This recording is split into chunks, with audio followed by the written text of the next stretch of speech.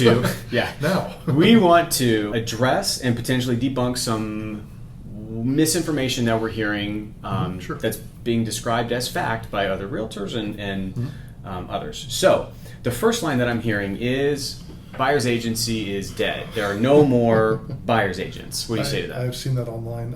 That's a ridiculous statement, first of all. Buyer's agency is not going anywhere. Now, I will say that as a result of these changes, you're going to see fewer deals with buyer's agents, just as partially because of the media, partially because of the mechanics involved with getting a buyer's agent now. Because if you want to go look at a house right now, you don't have to sign anything today. This is August 6th, I think. Today you don't have to sign anything. But as of the 17th, across the country, every realtor is required to get you to sign something just to go look at one home, which is completely new and completely foreign to all of us. Where most of us are accustomed to meeting buyers, maybe starting out looking at a property, not having any kind of pre-consult. Some people do. They'll do a pre-consultation or they'll do a meeting ahead of time. When I bought my house back almost 30 years ago, we did do that. We had to go sit in someone's office and in a conference room and go through that. And that's we're going back to that now. I think there's going to be a lot of disclosure information involved and signing papers before you even start the looking process. So, but having said that, the fact that you're adding another level, another layer into the process will change the fact that, you're going to have some buyers that aren't going to want to even sign anything. And they're going to want to go directly to a listing agent because they don't want to commit. Maybe they haven't referred or they're moving to the area, they don't trust you enough to do that. And I will tell you, and we can talk about this too, there are a number of forms that are available for agents to use that will make the process a little easier to get something signed. And so do you want to talk about that now? Well, I suppose maybe just to drive this point home a little more, why would someone think that buyer agency is not going to be viable anymore? Why would someone say buyer's agents are gone? Well, where is that coming from? Yeah, well, because National Association of Realtors had a lawsuit, and that's what people have been talking about for several months. There was a big lawsuit that they lost. And the lawsuit, the premise of the lawsuit had to do primarily with disclosure and the fact that sellers, and this is not in Texas, this is elsewhere, but sellers did not realize they were paying a buyer's agent as part of the commission they're paying out. So if they're paying 5% or 6%, just as examples, whatever amount they're paying, 4%, whatever, they didn't realize that part of that's going to the buyer's agent. Well, why am I paying the other guy's agent? They found out later. Our Texas forms have always spelled it out very clearly. It just says in there, it's, let's just use 6%. It's 6% total, 3% is going to the buyer's agent, whatever the amount is. That could be, I can't use it as a standard number. It's not a Sherman antitrust violation if we use an example, right? So it's 5 and you use 2.5, or it's 4 and you use 2, whatever. So it was very clear in our forms.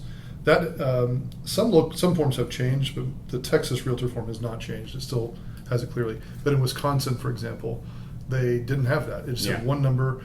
It said you're paying 6%, and then they get to the closing like, hey, why are they getting part of this? Well, I'm paying for that, guys. That's for theoretically where this lawsuit came from. I think attorneys saw an opportunity and took it. If I knew I was paying 6%, why would I care whether you're getting part of it or another agent is getting part of it? I knew I was paying 6%. Exactly. I'm with you. Obviously, I've been in the industry a long time, and so that's how I feel. But they were not, supposedly were not aware, and apparently there was not evidence produced. There was a massive judgment against the National Association of Realtors. The irony there is that the National Association of Realtors are not the ones collecting commissions. Realtors, individual realtors all over the country, over 1 million realtors are collecting commissions. Not this central service, this central trade body is not collecting all that. So the fact that they got a judgment against them was funny to me. And so they settled for paying like $418 million, which is a lot of money, over a few years. And they also made practice changes. So where it comes from, that's where it originates from. But the reason people are saying buyer's agency may not exist is because we can no longer advertise buyer's agent commission in the MLS. Okay. And the MLS is where you list homes, right? That's where this is a central database for everybody that they use for homes. So there's no field for, starting August 17th, there will not be a field. I think we're starting on the 13th, actually, so in about a week. Across the country, it has to occur by the 17th. I see. There will be no buyer's agent commission allowed in MLS. There's no field for it in MLS. Same with leasing and sales, all of it. No commission can be advertised that way. But you can advertise it everywhere else. So you want to advertise on a website, you want to advertise on a sign writer or a flyer, or anywhere else, or over the phone or text. And that's actually segue into the second tag, the second line that I'm hearing, which you tell me if this is misinformation or not. you cannot advertise buyer agent commission anywhere. Is that statement accurate? No. I did hear someone say that. I heard someone in a meeting say that the other day, like during a class taught by an attorney. It's patently false. And in fact, if you read the settlement, it's 109 pages. I wouldn't recommend reading the settlement, but the practice change part is very clear that you can advertise anywhere else. Now, the exception to that would be, so MLS is obviously part of it, but the exception would be like if you can't create a data feed from the MLS and like overlay it. I see. So you can't link to sure. to it. Okay. You can't put an attachment. Yeah. So there's no field for it, but you can't do these workarounds either. Now, I'm not saying people won't try to do workarounds, but you're not supposed to. So some people talked about making phrases in there about, we love buyer's agents, which you can. I don't see that you can't do that. But if you put in, we love buyer's agents with 3 @ signs or something like that. Clever girl. Or 3 exclamation points or 2 or whatever the number. So that's where people I think are getting a little silly. But, I see. But you can just tell people, like if they call you, like if a buyer's agent calls me and says, "What are you paying?" I can tell them we're paying 2.5, 3, whatever. But yeah, you can totally advertise it. It's just not through MLS means, not through MLS the field, and also not through things that could be linked to from like one of the early ideas I saw was doing it. There's a service called Showing Time. If you want to schedule a showing and then it confirms information there, like you can't have a text come back from that says 3%. Sure. Or anything. You can't work around it that way. Yeah. I think it changes it to the point that it's less transparent because it's not an MLS, and so it's like each individual person is trying to figure this out, like every showing, or really more than that, it's going to be buyers curious about it because that's the other part of the settlement. They have to sign something, like I said, to go look at a house. Yeah. And so that's going to have the commission on it too. And let's go there really quick. Yeah, We'll suspend the next potential misinformation line, which by the way sounds like you cannot advertise buyer agent commission completely inaccurate. It's inaccurate unless you're talking about the MLS. Precisely. Yeah. But what are the implications to buyers that are relevant based on this fact? You cannot advertise an MLS. Okay. What's the impact to a buyer? Okay. Well, so a buyer, since you already saw, you have to sign a buyer brokerage agreement, and it does not specify what that looks like. So in theory, every broker in the country could have a different one. Like I could have one that's 3 lines long and call it a buyer broker agreement, right? There are certain elements you're going to want to have in there, right? That your name and your information and like what it's for. But we have 3 different forms we can use for sure that have already come out. Zillow even has a different form that they've made available to agents. So, but the implication is you've signed a form that has a commission on it. What the form, in fact, I can read this to you real quick just to tell you what it says. One of these. Bear with me. This one says, I think this is the one. Yeah. So source of compensation and payment. Broker and client shall seek the compensation from the seller, or their broker and client shall pay, the seller, landlord, or the broker and client shall pay only the balance. So if I put 3%, it has to be an unambiguous number. It has to be either a dollar amount or there are blanks for both, a dollar amount or commission, like a percentage. Right? Okay. So once that's written, the buyer knows that they're on the hook for up to 3%. Okay. Right?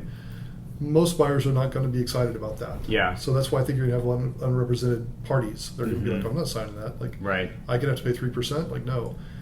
The reality is, in my opinion, most agents are not going to sue a buyer to get this commission, right? Whereas a seller, they might if it's offered and it's advertised, they have writing.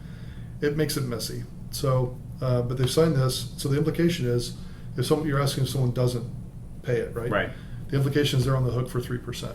Yeah. And if a house is not paying it or if it's uncertain, it's like entering a mystery situation. And so how would we avoid that? Let's say that I am a first-time home buyer. I don't have a lot to bring to the table. I'm already maxed out with my down payment. How can we avoid me having to pay you based on what we agreed on initially? The only way to avoid it is you negotiate it into your deal and the seller's paying it, or they're giving you credit for that. But I would say the cleanest way is just to have the seller, out of the proceeds, pay the commission that you would have been on the hook for. And that's still acceptable based on the ruling. Yeah. So the seller, and so actually that's the third line of potential misinformation. You tell me if this is misinformation or not. As a seller, you cannot pay the buyer's agent commission. Is that true? No. Seller absolutely can pay, and probably should, especially in a buyer's market, which is what we're in Austin right now. We have more homes we've had on the market since 2011. So that's how much inventory there is here. It's 13,000 plus homes on the market, which is ridiculous. Thinking at one point it was down to like 1,500 or something a couple of years ago. So close to 10 times. Yeah. 10 times the options. Yeah. And just to be clear, supply and demand, when there is more supply, less demand, that means it is, right. So buyers have more leverage, more control, more options, right? So that's what buyer's market is. And so right now we're in a buyer's market. It would behoove sellers to pay it. If we were in a seller's market, I can't say strongly that you wouldn't unless your competition is. Right? Yeah. If your competition's all paying that, you know that, and you can intuit that, or your agent knows it from their research, you should pay it. Yeah. And I think, so by and large, I expect locally that we're going to see most listings, I'm not going to say every listing, but most listings will still continue. And even there's some listings now that are not paying it. But those are rare. But they're there. They're there. It might be 10% or something from what I've seen. And that's just different areas I look at. But that may go up, and it probably will go up. It might be 20%, might be 30%. But I don't see it being like half or more. And so, logically speaking, if you're a seller and I come to you and, hey, James, you're going to list your house, and here's the spot where we put the commission in, and here's what I charge, and here's what I recommend, and you're going to ask me, well, why do I have to pay that, or how can we get away without paying that? Right. Not paying that. I would ask, what would happen if I don't pay the buyer's agent commission? Okay. What I would say, because I want to pocket that extra 3%. Yeah, of course you do. I would say that if you don't pay it, you risk getting fewer showings. It doesn't mean you're definitely going to get fewer showings. I just think it's a part of my responsibility to explain to you the reality of the market. Yeah. Which means how do you market most broadly? Like, how do you cast the most hooks into the water, right?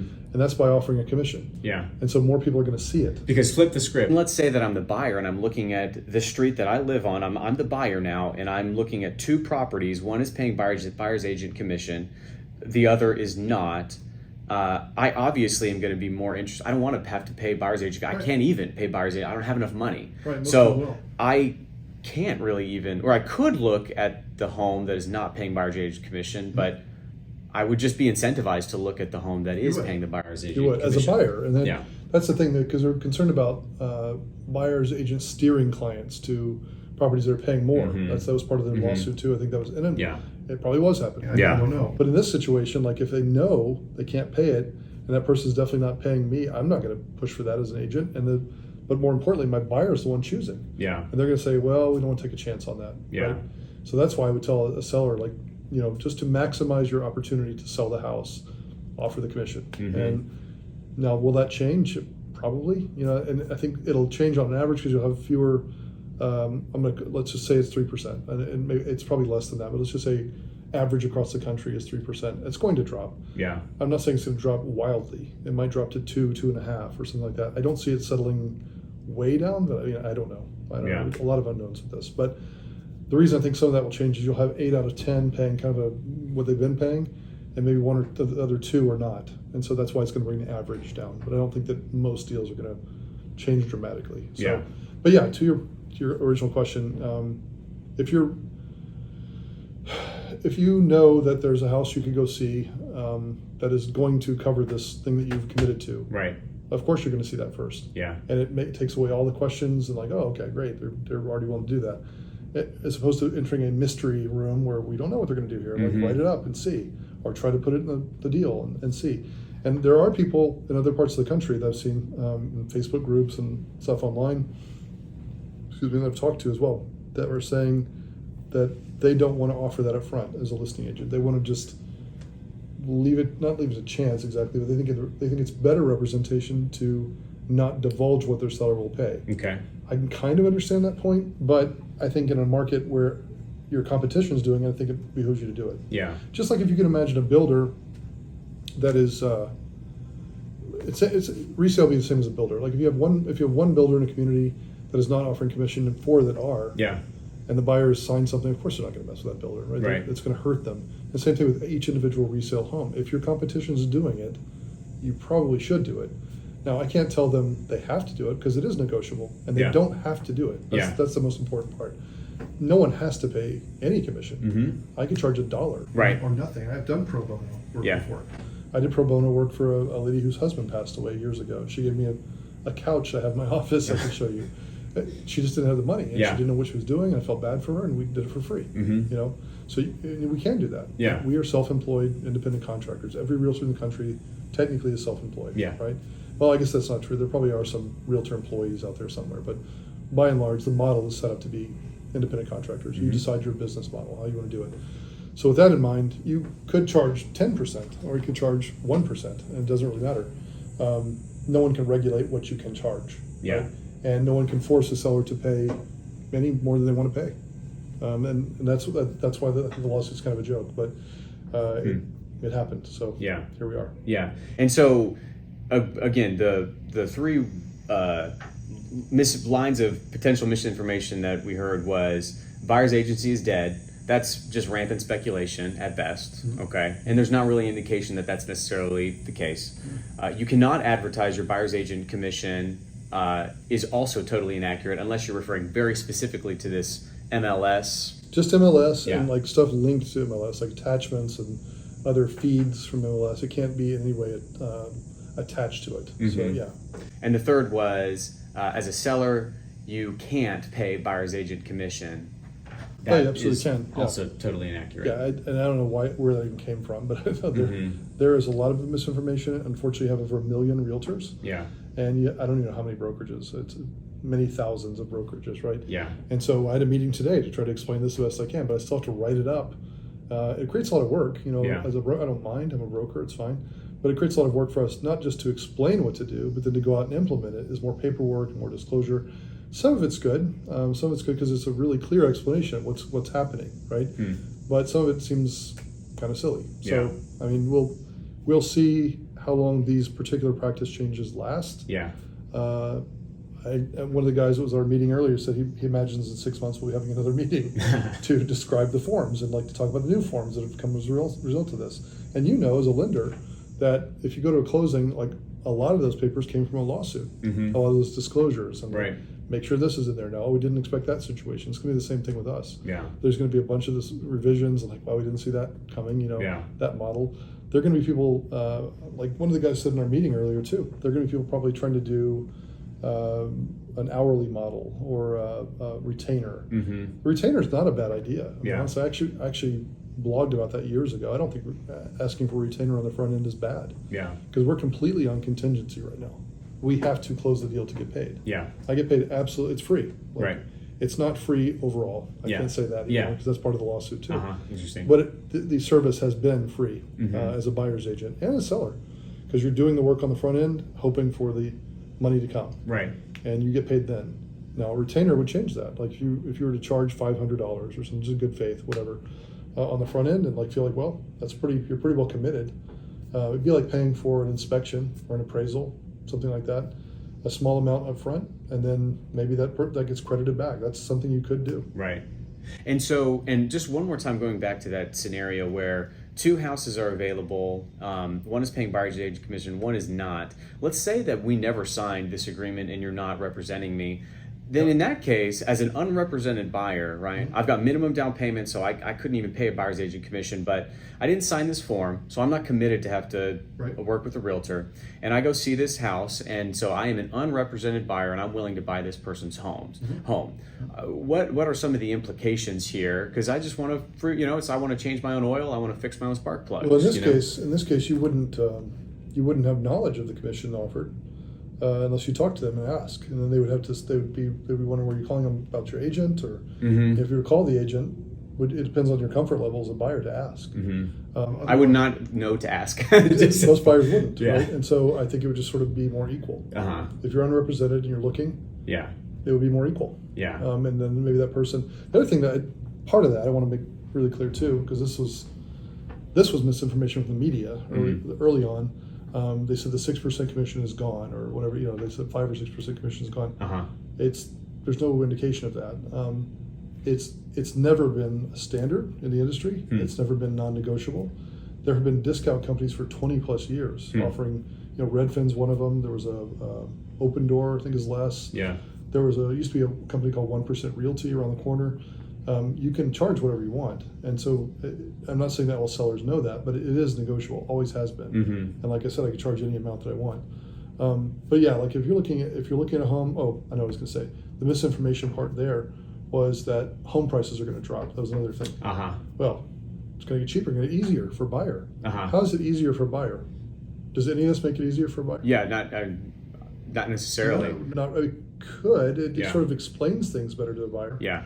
But they're going to be probably committed to work with an agent. If they want to buy a resale home, most people are going to want an agent to protect them. And I think it's wise. I think it's wise for a new home too. Yeah. We had new homes that we sold last year with a builder locally, and my wife and I discovered gas leaks on the house that the superintendent didn't know about. A gas leak? 2 different gas leaks, like almost next door to each other. On a new build? Brand new build. Yeah. We detected a cloud of gas outside. And I was like, wow, this is, Pam, my wife, noticed it. I noticed it.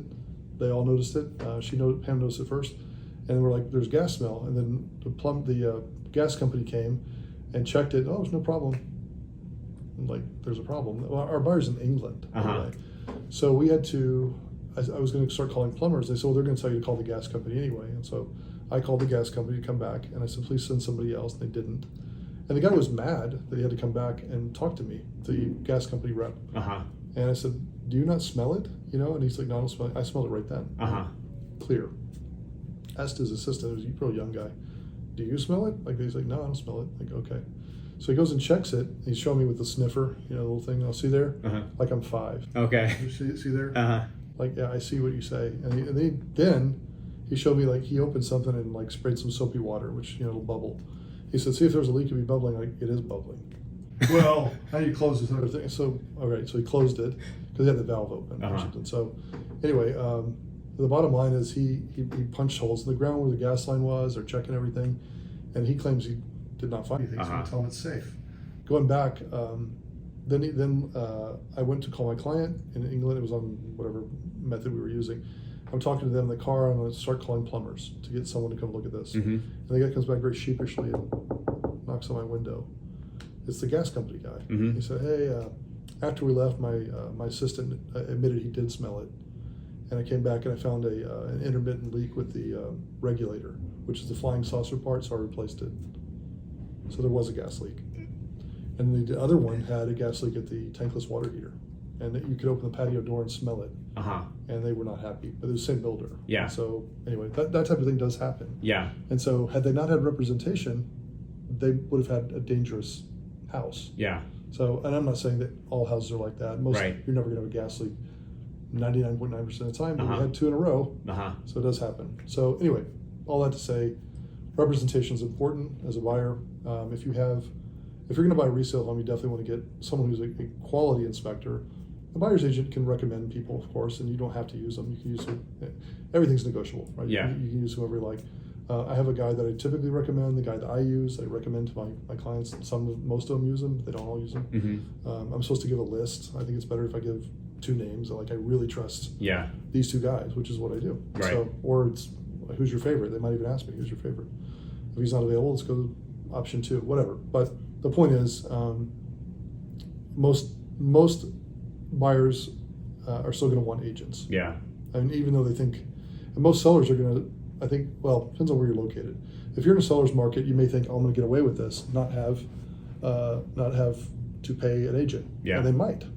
Like 2 years ago, you could do that here. And you get enough demand from either a combination of people who are willing to pay, able to pay, whatever, that you don't have to pitch it out there. Right now, though, it would definitely behoove you to do that. Yeah. Yeah. That's a long explanation. No, fair enough. And I just briefly, I'll share too that recently was working with a buyer, a lender who was unrepresented and trying to buy a home from a FSBO, for sale by owner, and there were issues that came up on the appraisal, not just with value, but with a lot of other things, and the seller was unwilling to help, and it really turned into a really disastrous situation. And it was that experience that the buyer then realized, I really need representation. I expect a lot more of that to occur. Once August 17th hits, if people are concerned about paying or signing a form like this, you're going to see a lot more of that happen. Because they're going to be like, oh no, I'll just do it. And my dad can help, or and maybe dad can help. But a lot of times dad hasn't bought a house for 30 years. And doesn't know what to look for, doesn't know the area, or whatever, what things to check.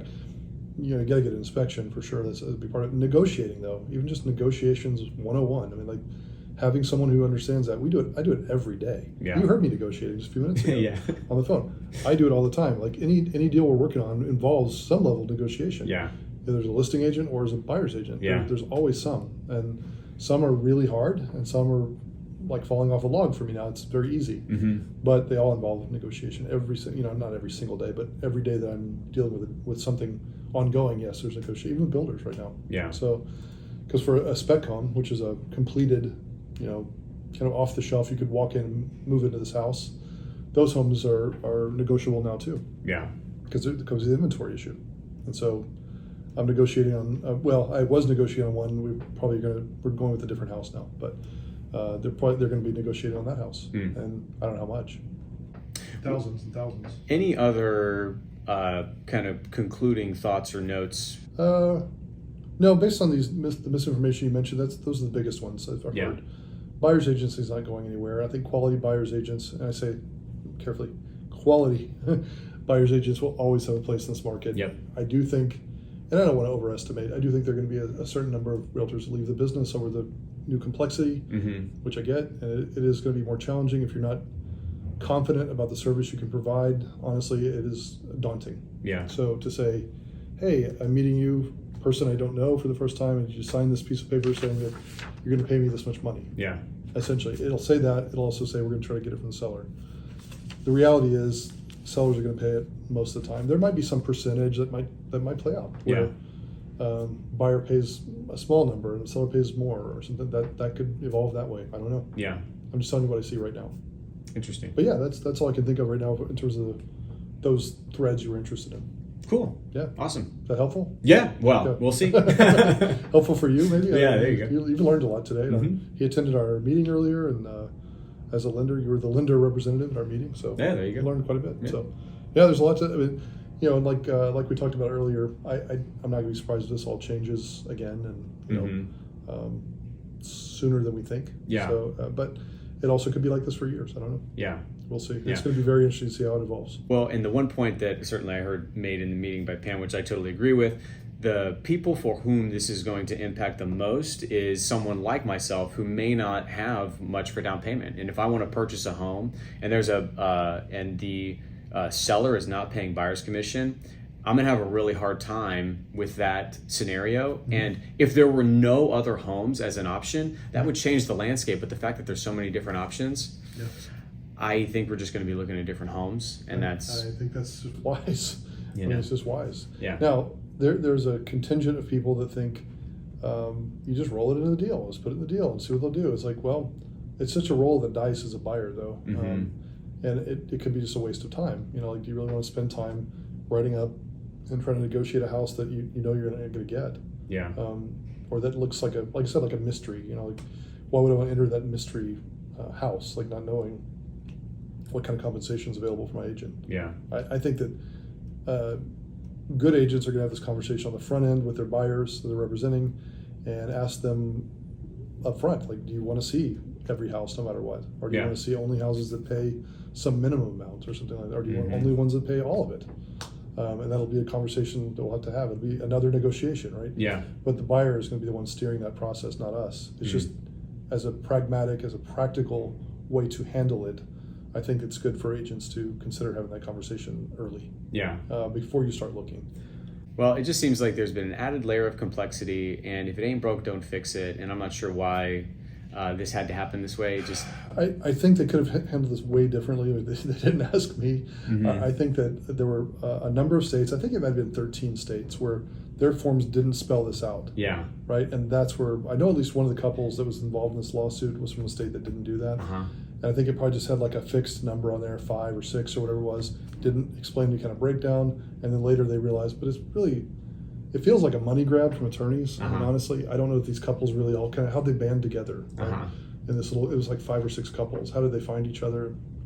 There's the thought, but my wife expressed this too, that could have been a corporate thing that I'm not going to name a corporation for video purposes, but it could have been some of these big companies that were trying to initiate this to make it difficult for the rest of us. But I don't know.